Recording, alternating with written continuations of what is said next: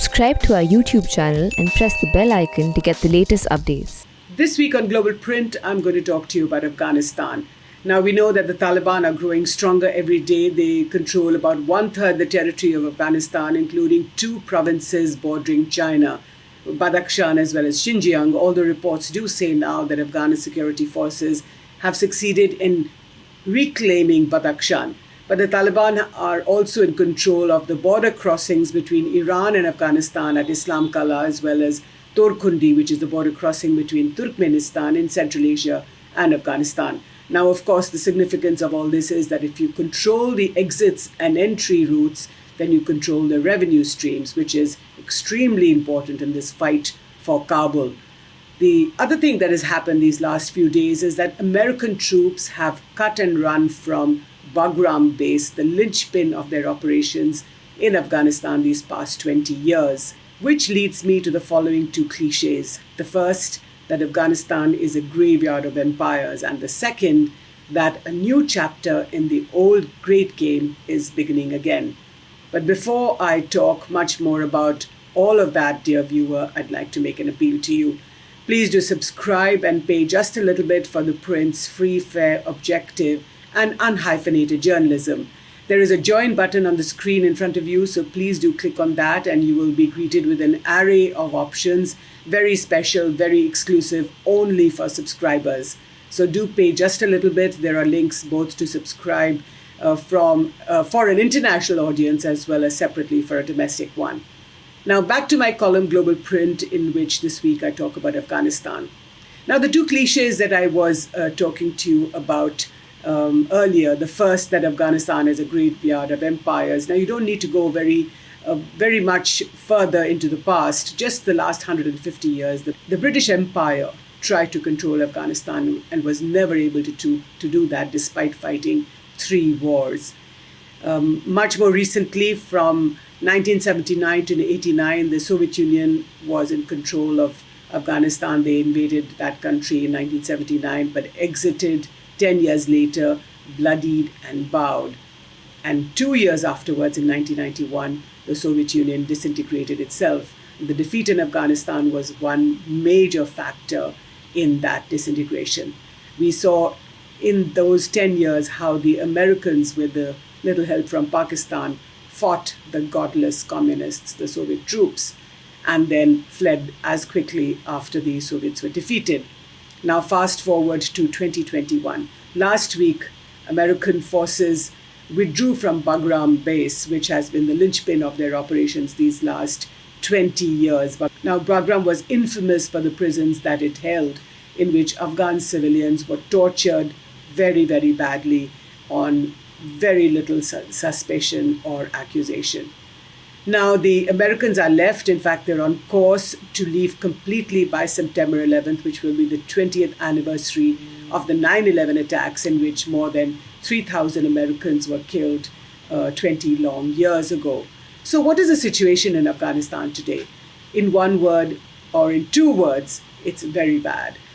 The Taliban are advancing every day. They are taking large parts of rural Afghanistan, or they still haven't been able to take any of the big urban cities. They came into Kandahar but were repelled back. None of the other major cities, whether it's Mazar-e-Sharif or Herat, are under control of the Taliban, although they are knocking on the doors of these major cities.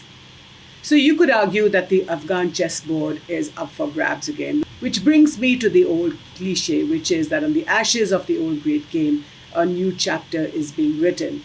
Now, who are the new powers that are trying to get a foot into the Taliban door or into the Afghan door? The first, of course, is China, the big Asian country well on its way to becoming global number 1.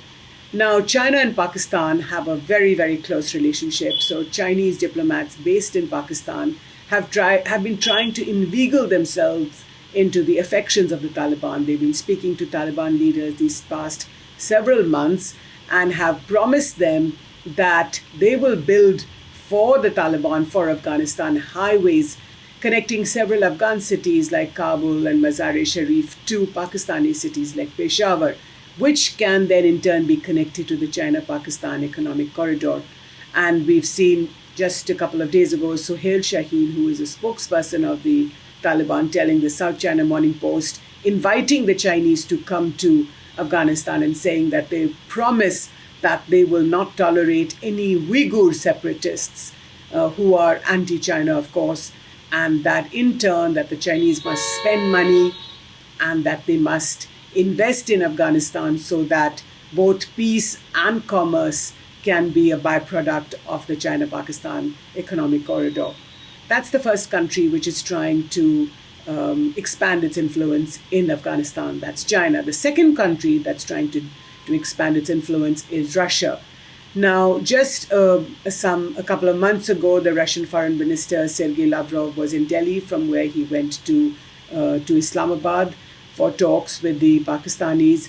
We know that Russia's special envoy Zamir Kabulov, who is the point person for Afghanistan, has been in touch with the Taliban for the last several months and has been assuring them that Russia will hold its silence if the Taliban ensure that the insurgency does not spill out of Afghanistan's borders into Central Asia and then across into the soft underbelly of Russia. Now, the Pakistanis are very worried that Islamic insurgency inside Afghanistan could have an impact on Central Asia, which in turn would have a domino effect on stability in Russia. So the Russians have been very, very keen to establish relations with the Taliban. Now, the third country with incredible influence in Afghanistan remains the US. Perhaps I should say it's the first country with influence in Afghanistan, because the US has been not just the most important player these past 20 years, but over the last couple has been in talks with the Taliban on an exit plan for itself. Last year, it cut a deal with the Taliban, which entailed the Taliban giving up violence. Now, we know that not just has the Taliban broken that promise, but that violence has gone up much, much more. Zalmay Khalilzad, the US point person, remains in negotiations with the Taliban.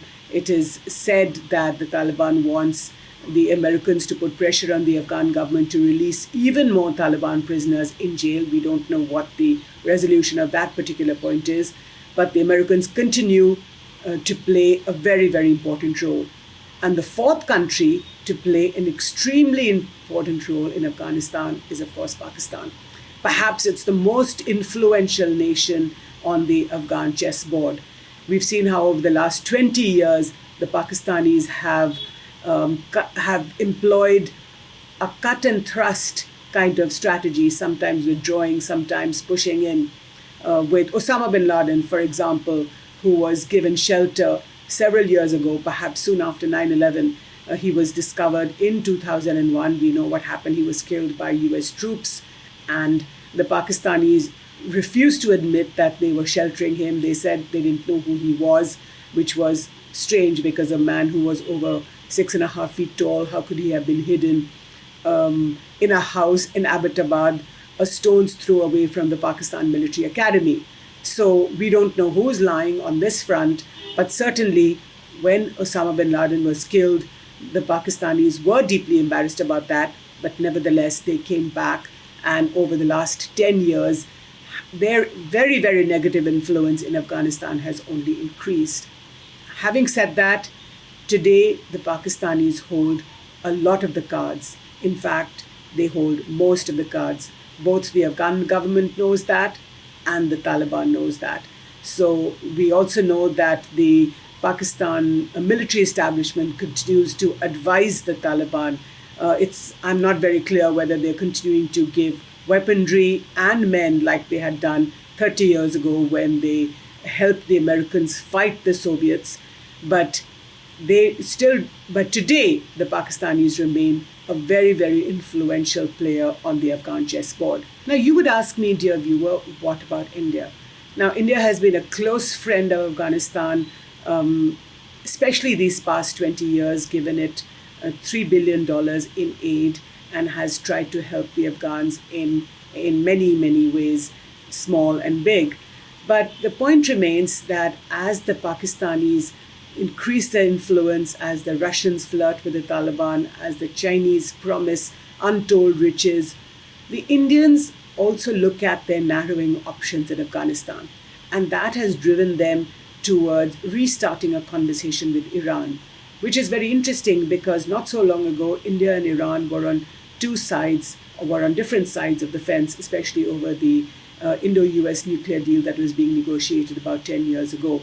But perhaps circumstances make strange bedfellows, so India and Iran find themselves on the same side again. And External Affairs Minister Mr. Jaishankar was in Iran last week, where he met the Iran President-elect Mr. Ibrahim Raisi, who is a hardliner. It was a very good meeting, and there was, of course, the discussion of Afghanistan was on top of the agenda. Now, it is also believed that after many, many years of humming and hawing, the Indian government has once again come to the realization that the Chabahar port, which is a big port on the Persian Gulf, will and should be the main connection between South Asia and Central Asia via Afghanistan. Now we know, like I said to you before, that the Chinese have been pushing the CPEC, which is the China-Pakistan economic corridor, between the Karakoram range and ending in the Gwadar port on the Arabian Sea. So if India and Iran, and perhaps if the Americans or Joe Biden's America wants to help again, and perhaps should help again, that could be. So the Chabahar port could become an alternative to Gwadar. There is going to be a connectivity summit in a few days to be held in Tashkent, where the foreign ministers of India, Pakistan, and China will be present. And certainly the Chabahar port will again come up for discussion. Now, we shall see how this unfolds and how far India can push the development of the Chabahar port. We shall see whether both India and the US can forget their old enmity of Iran, and all three countries can work together. So I shall be watching this space on your behalf, dear viewer. Let me know what you think about this video, and do click on the join button and become a subscriber to ThePrint. Thank you so much for watching.